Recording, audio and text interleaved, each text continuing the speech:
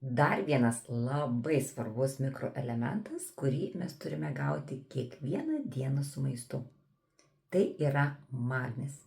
Jau jį reikėtų savo organizme papildyti nuo 25 metų, todėl kad magnis yra labai kur daug naudojamas mūsų organizme.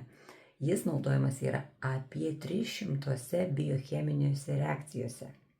Teoriškai, žinoma, mes jį turime gauti su maistu, kaip ir visus kitus mikroelementus, bet todėl, kad mūsų žemė yra išsekusi, jinai šito mikroelementų nebeturi. Pavyzdžiui, jeigu mes pasodinome ten daržoves į kažkokį tai žemės plotą ir kada mes juos nukasame, šitas žemės plotas turi kelis metus atsinaujinti, atnaujinti savo maistingumą. Bet nes jeigu, pavyzdžiui, mes ten kažkokių chemikalų pripurškėme, tiesiog to daržovė negali pasisavinti. Ir žemė jau to nebeturi ir dėl to mūsų ir daržovės šito produkto, šito metalo, šito mikroelemento jau nebeturi savo sudėtyje. Ir todėl pramoniniu būdu užaugintos daržovės tiesiog jos nebėra tokios maistingos, kaip turėtų būti.